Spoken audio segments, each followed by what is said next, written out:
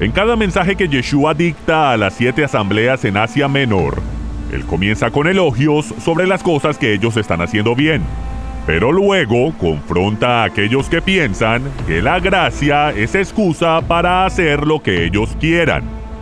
La gracia nunca fue ni será una licencia para violar los mandamientos de Dios. La gracia es un empoderamiento divino para vivir una vida santa, justa y piadosa en medio de un mundo enfermo, torcido y perverso.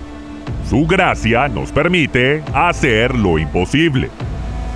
Yeshua no ignora los pecados de Balán, Jezabel o los Nicolaitas.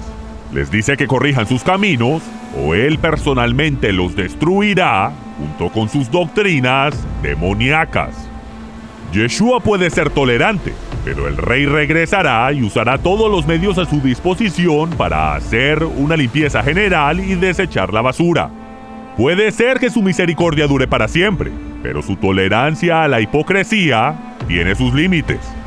Ese es el mensaje a las iglesias de Asia Menor en el primer siglo, y ese mensaje es aún más relevante al día de hoy. El fin de la era está sobre nosotros.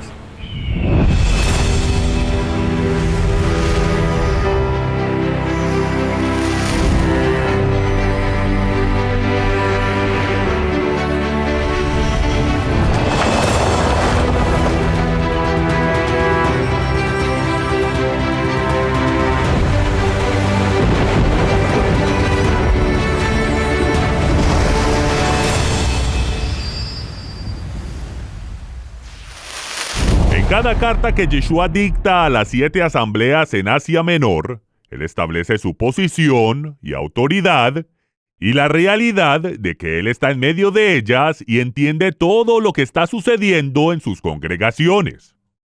La segunda sección de Apocalipsis, las cartas de Yeshua a las 7 asambleas, yo la asemejo al libro de Jueces. A través de Jueces y los libros de los reyes, los enemigos de Israel fueron usados para llevar al pueblo de vuelta a la obediencia a la Torá, las instrucciones del Todopoderoso. Cada vez que abandonaban el pacto, caían en esclavitud. Un juez era ordenado para llamar al pueblo al arrepentimiento y luego ese mismo juez era facultado sobrenaturalmente para liberarlo. El último juez de Israel, antes de que Saúl fuera ungido rey, fue Samuel. Samuel fue instruido para advertir al pueblo de lo que sucedería si elegían a un rey para que los gobernara. Jehová dijo que él era su rey, pero si insistían en tener un rey de carne y hueso, ese rey usaría su poder para abusar de ellos. El libro de los jueces recalca repetidamente una y otra vez una sola declaración, la cual se reitera una última vez en las palabras finales del libro. En estos días no había rey en Israel. Cada uno hacía lo que bien le parecía. El primer libro de Samuel nos revela que el último versículo de Jueces no es del todo correcto. No había un rey de carne y hueso presente con ellos, pero su verdadero rey era el Dios del cielo. Pero como no había rey de carne y hueso en Israel, todos hacían lo que bien les parecía, incluyendo idolatría, robo, adulterio, asesinato, violación, sodomía, y los sacerdotes levíticos vendiendo sus servicios religiosos al mejor postor. Yo considero el libro de Jueces como un libro profético que aborda específicamente lo que sucede hoy. Yeshua no está personalmente presente como el rey de carne y hueso que reinará desde el trono de su padre en Jerusalén. Y debido a que nadie lo ve, cada uno hace lo que bien le parece en sus propios ojos. Yeshua sabe lo que está pasando en su nombre. Las mismas abominaciones detalladas en el libro de Jueces son referidas por Yeshua en sus cartas a las iglesias en Asia Menor, y son las mismas abominaciones que ocurren en la iglesia de hoy. Israel fue castigado una y otra vez cuando abandonó los mandamientos de Dios y adoptó las tradiciones paganas y fiestas babilónicas del culto al sol. Así como el Todopoderoso corrigió a Israel cuando se apartó de la senda, Yeshua también corrige a su pueblo de cualquier manera que sea necesario. Guerras, colapso económico, enfermedades, plagas, sequías, despojo de armas, e imposición de impuestos hasta el punto de pobreza. Todo está ahí en el libro de Jueces y en el libro de Apocalipsis. Pablo se refirió a las implicaciones proféticas del pasado en sus cartas a los santos en Corinto. Todas estas cosas le sucedieron a Israel y fueron escritas como testimonio e instrucción para nosotros, quienes nos encontramos al fin de la era. Seríamos tontos si ignoramos las lecciones de la historia y las advertencias de Yeshua sobre los problemas que asolarán la tierra antes de que venga a rescatar a sus siervos a la trompeta final. Después de que Yeshua establece su autoridad como el Rey omnisciente, él comienza su exhortación a las iglesias con elogios por lo que han estado haciendo bien. A la asamblea en Esmirna escribió: el primero y el postrero, el que estuvo muerto y vivió, dice esto: yo conozco tus obras, y tu tribulación, y tu pobreza, pero tú eres rico. También conozco la blasfemia de los que dicen ser judíos y no lo son, sino sinagoga de Satanás. En todas sus cartas, Pablo usa los términos judíos e Israel indistintamente. Judío es un término español antiguo que designa a un israelita que vivía en el reino de Judá, a diferencia de un israelita que vivía en el área gobernada por el reino del norte de Israel. Judea estaba poblada por israelitas de todas las tribus, pero los gobernantes de Judea eran de la tribu de Judá. La primera vez que el término Yehudí o judío se usó en las escrituras fue justo antes de que Jerusalén fuera conquistada por Nabucodonosor y los habitantes de Judea fueran llevados cautivos a Babilonia. En el Evangelio de Juan, el término judío es utilizado principalmente en referencia a la secta de los fariseos, pero la mayor parte del mundo desconoce esta distinción. Pablo, o más adecuadamente Shaul, era un israelita de la tribu de Benjamín, que nació en Tarso y fue educado en la escuela de Gamaliel, en Jerusalén. Shaul se refirió a sí mismo como judío porque fue criado en la religión de los fariseos. Hoy, judío es el término que definía a uno que acepta una de las muchas variaciones de la religión de los fariseos. Aquellos que abandonan el judaísmo o el fariseísmo no son considerados judíos por la vanguardia de su religión, independientemente de su linaje. Hoy se les puede negar la ciudadanía israelí incluso a descendientes directos del rey David por creer en Yeshua, porque ya no son considerados judíos de religión. Ese es el problema de identidad de muchos descendientes israelitas de sangre que confiesan a Yeshua como Mesías. La religión del judaísmo dice que ellos ya no son judíos.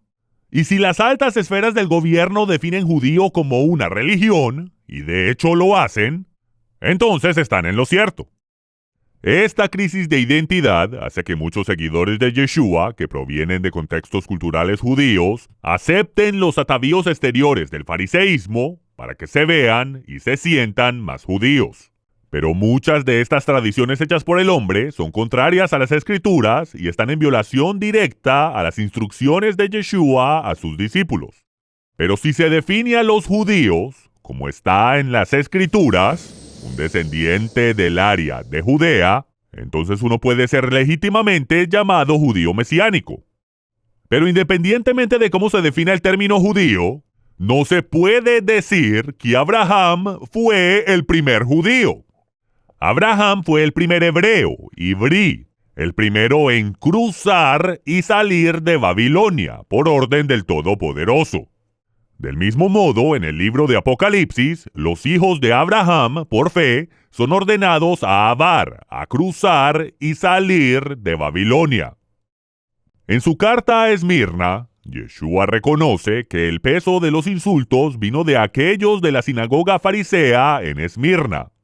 Aceptaron una religión apóstata hecha por hombres y se alinearon con el adversario. Shaul escribió a los creyentes en Colosas advirtiéndoles que no permitieran que nadie los juzgara con respecto a la comida, bebida, la forma de respetar un día sagrado, luna nueva o el Shabbat. Ni los paganos de Colosas, ni los fariseos que seguían las doctrinas y los mandamientos de hombres. Tanto en Esmirna como en Colosas, aquellos que siguieron el judaísmo rabínico en lugar de seguir a Moisés, juzgaron a otros según las reglas y regulaciones que ellos inventaron. Ahora, les pregunto, ¿hay alguna diferencia entre una sinagoga farisea que juzga e insulta a los que no se someten a sus reglas y tradiciones hechas por hombres y una congregación cristiana, cuyas reglas hechas por hombres también sirven para juzgar e insultar a aquellos que no siguen sus tradiciones paganas adoptadas? El mundo cristiano dice ser el Israel espiritual, mientras que el mundo judío dice ser el Israel físico. Reafirmo que estos dos sistemas religiosos hechos por el hombre se han alineado inadvertidamente con las obras del adversario. Yeshua estableció las reglas y habló de manera clara sobre la verdad que separaba los mandamientos de Dios de la religión inventada por los fariseos y los sistemas religiosos inventados por aquellos que llaman a Jesús el Cristo. Pablo dijo que ninguno de estos hombres les juzgue, y Yeshua invalidó sus insultos con uno propio. Ellos son la sinagoga, la iglesia, la asamblea de Satanás. Amigos, eso sí que es un insulto. Y nadie jamás insultó a los religiosos mejor que Yeshua.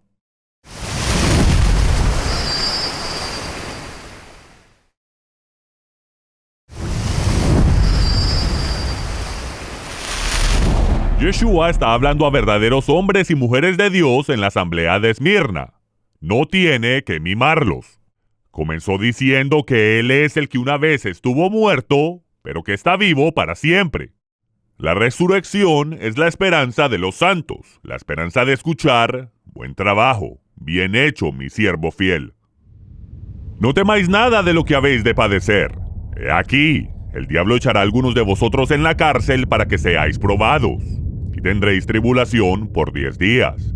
Pero sed fieles hasta la muerte, y yo os daré una corona de vida. Yeshua le dijo a sus discípulos que si querían tesoros eternos en el mundo venidero, debían tomar su cruz y ponerse en fila detrás de él. Él dijo: el mundo me odia y me va a matar. El mundo los odiará y también los matará, pero tengan confianza. Yo venceré y gobernaré este mundo. Este no es el llamado tradicional al altar que se escucha en las reuniones de cruzadas evangelísticas. Es algo más bien así. Con sus cabezas inclinadas y sus ojos cerrados sin que nadie mire alrededor, si quiere ir al cielo cuando muera, solo quiero que levante su mano desde su asiento. No queremos avergonzarlo, pero si levanta la mano le pido que dé un paso adelante y me permita orar por usted para pedirle a Jesús que entre en su corazón. ¿Qué tal si usamos un nuevo llamado al altar, como el que Yeshua usó en Esmirna, por ejemplo? Levante la mano si entiende que será insultado, que va a sufrir, que lo más seguro terminará hambriento y sin hogar a causa mía. Pasará un tiempo en prisión sin motivo alguno, será probado en el fuego de la aflicción y su vida terminará antes de que vea el fruto de su trabajo. Pero si es fiel hasta la muerte, será recompensado con la corona de la vida eterna. Ahora que sabe que no va a vivir una vida tranquila y sin dolor, no tema. Tome su cruz, que está en la parte de atrás de la iglesia, arrástrela hacia el altar, mientras nadie tiene la cabeza inclinada y todo ojo está abierto para ver y criticar cada uno de sus movimientos durante el resto de su vida. Todos los cristianos tibios estarán esperando ansiosamente que usted se equivoque para que puedan sentirse mejor consigo mismos. Ahora, este sí es un llamado que dejaría por fuera a los tibios calientabancas para ser salvos. Pero sería mucho menos engañoso que ofrecer el mantra de salvación para entrar por la puerta ancha que he escuchado 1,000,000 de veces desde la niñez. Tendréis tribulación por 10 días, pero sé fiel hasta la muerte y yo te daré la corona de la vida. Es de gran importancia entender que Esmirna es la única congregación que Yeshua no corrige, sino que elogia y alienta. ¿Por qué? porque están en plena batalla. Han soportado insultos, persecución, y se les ha prometido más sufrimiento y encarcelamiento injusto a manos de un gobierno corrupto. ¿La motivación? No temas. Sé fiel hasta la muerte, y te recompensaré por la eternidad. Pero, ¿por qué dice que solo tendrán tribulación por 10 días? De nuevo, la parábola de Isaías cuenta la historia mejor.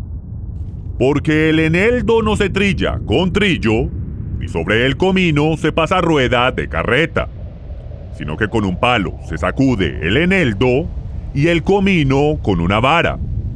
Sin embargo, el grano es triturado, porque si no tendría que trillarse con una vara para siempre. Pero hasta esto se logra con la rueda de una carreta, no bajo los cascos de los caballos. Esta es la obra de Jehová Sebaot, el Señor de los ejércitos. Este es un consejo sabio y una estrategia excelente. 10 días de tribulación es un periodo relativamente corto de tiempo. Hay 10 días entre Yom Teruah, el día de trompetas, y Yom Kippur. En una sombra profética del cumplimiento de las fiestas del otoño del Señor, se sugiere una guerra de 10 días que llevará a la nación de Israel al borde de la destrucción. Y a menos que el Todopoderoso intervenga, Israel dejaría de existir. Pero en la culminación de esa guerra, Israel recibirá toda la tierra desde el Éufrates hasta el Nilo. Toda la tierra prometida a Abraham y a su hijo Isaac por un pacto de sangre para siempre. 10 días para los santos de Esmirna representa un periodo de tiempo extremadamente difícil, pero relativamente corto. Un corto periodo de trilla. No se necesita la rueda de una carreta para trillar el comino, pero el pisoteo de los cascos de los caballos es lo que será necesario para aquellos que se niegan a escuchar y obedecer las palabras del profeta. El que tiene oído, oiga lo que el Espíritu dice a las asambleas. El que venciere, no sufrirá la segunda muerte.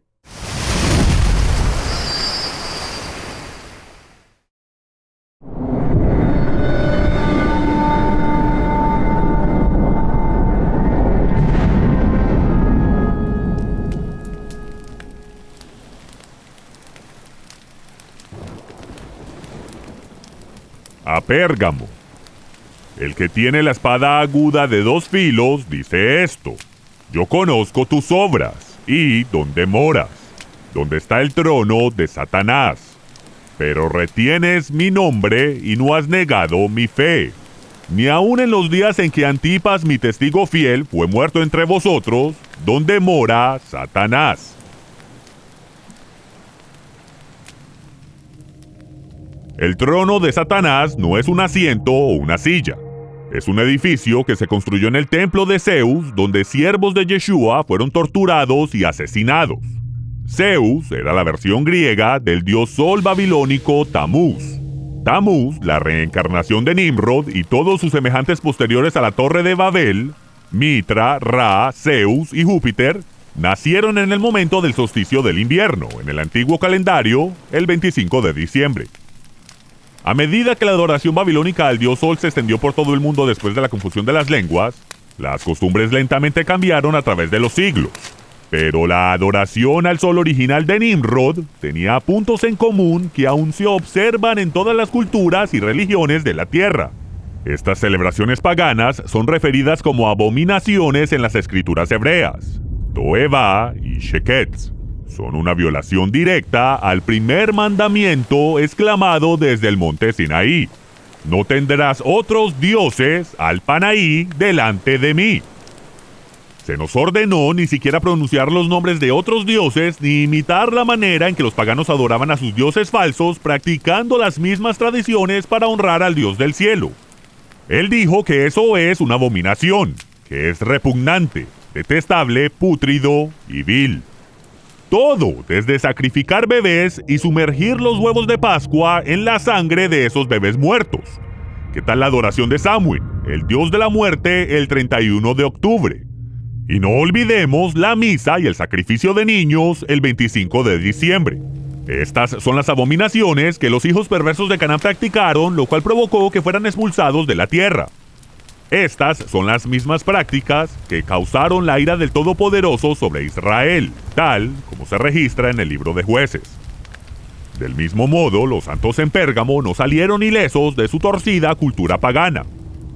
Yeshua dijo: pero tengo unas pocas cosas contra ti, que tienes ahí a los que retienen la doctrina de Balán, que enseñaba a Balac a poner tropiezo ante los hijos de Israel, a comer de cosas sacrificadas a los ídolos y a cometer fornicación. ¿Cuál es la doctrina de Balán? Balán fue un profeta que fue contratado por el rey moabita Balac para maldecir a Israel a fin de que pudieran ser derrotados y no heredasen la tierra prometida a los hijos de Abraham, Isaac y Jacob. Sin una maldición, no había manera de que pudieran ser derrotados. Balac sabía acerca de la destrucción de Egipto y el cruce milagroso del Mar Rojo sobre tierra seca. Era bien sabido que toda nación que luchaba contra Israel era aniquilada. No podían detenerlos. Balán quería la recompensa lucrativa ofrecida por el rey Balac, por lo que desobedeció las instrucciones del Altísimo y casi fue asesinado por un ángel en la ruta a las 3 reuniones de la Cumbre de Naciones Unidas, donde se suponía que maldecería a Israel. En lugar de maldecir, Balán bendijo a Israel y dijo en su bendición que el Todopoderoso no vio ninguna transgresión en Israel. Esa revelación le dio a Balán la idea de cómo podría obtener el dinero del rey Balac. Balán le enseñó a Balac cómo inducir a Israel a pecar, con lo que quitó la bendición y la protección sobre ellos. La Torá advierte que todos los que están fuera de los mandamientos están fuera de la cobertura protectora de la Torá y están bajo una maldición. Pablo le cita esa misma maldición a los santos en Galacia. Todos los que están fuera de la ley están bajo maldición, tal como está escrito en la Torá. Así como Pablo, Balán también entendió que mientras Israel estuviera dentro de la cerca protectora de los mandamientos de la Torá, ninguna maldición podría caer sobre ellos. Así que Balán le instruyó a Balac a usar a las prostitutas del templo pagano y así seducir a los hombres de Israel para que entrasen a adorar a Baal, a comer de todos sus sacrificios y participar en actos sexuales que están prohibidos en la Torá. Cometer fornicación en hebreo es literalmente involucrarse en asuntos de ervá, actividades sexuales prohibidas que están claramente detalladas en la Torá. Una vez que los hombres de Israel fueron atraídos a los placeres ofrecidos por las prostitutas del templo, violaron los mandamientos de Dios y miles de ellos murieron.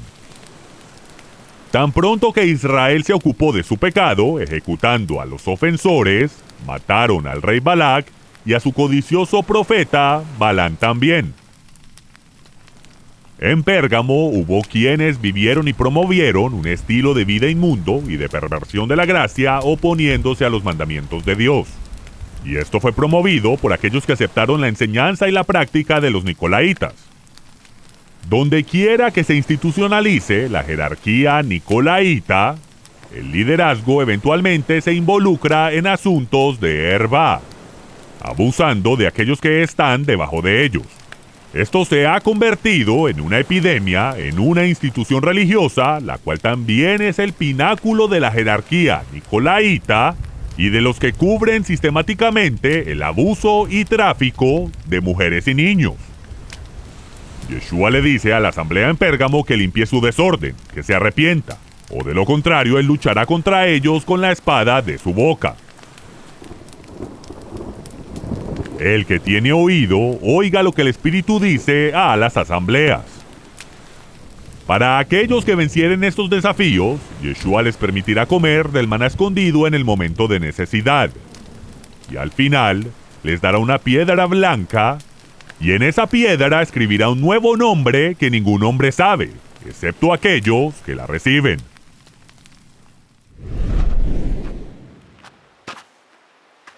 Es en esta sombría y desolada isla de Patmos que Juan recibió la revelación de Yeshua como el Mesías. el juez todopoderoso que regirá la tierra con absoluto poder y autoridad. Aunque los gobernantes de este mundo conspiren contra Jehová y contra el Mesías, el Todopoderoso se burlará de ellos a medida que sus planes de dominio global son incinerados frente a sus propios ojos. Aquellos que han doblado su rodilla ante Satanás, por su parte del nuevo orden mundial, verán sus esperanzas despedazadas sobre la roca, mientras Yeshua destruye a aquellos que intentan aniquilar a Israel e intentan anular el pacto eterno que Dios hizo con su pueblo. Así es, toda la tierra, desde el Éufrates hasta el Nilo, pertenece a los hijos de Israel. Y toda nación que se levante en contra de ese pacto se encontrará en el campo de batalla contra el Todopoderoso. Soy Michael Root, deseándole shalom, paz. Nos vemos en el mar de vidrio mezclado con fuego cuando se despeje el humo.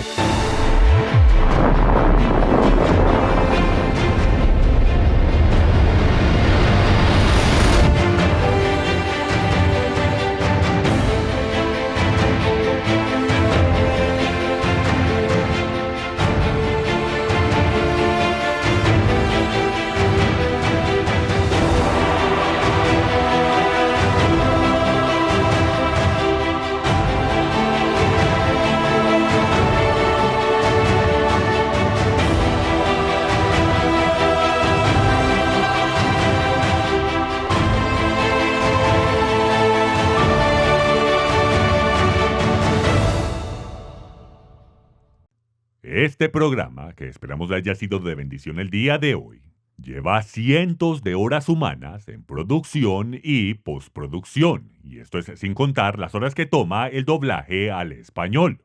Esto solo es posible por personas como usted que apoyan a este ministerio. Nosotros hacemos nuestro trabajo de llevar esto gratuitamente al mundo. Y es por esto que ahora les pedimos que consideren las palabras de Yeshua. Habéis recibido de gracia dad. Shalom, seguidores de la Torá. Si les ha gustado este video, por favor presionen el me gusta y compártanlo con sus amigos. Suscríbanse a nuestro canal y presionen la campanita para que reciban inmediatamente notificación cuando haya material nuevo disponible. No olviden visitar nuestra página unrudodespertar.tv y bajar nuestra aplicación en iPhone o Android para poder continuar compartiendo la verdad de las Escrituras.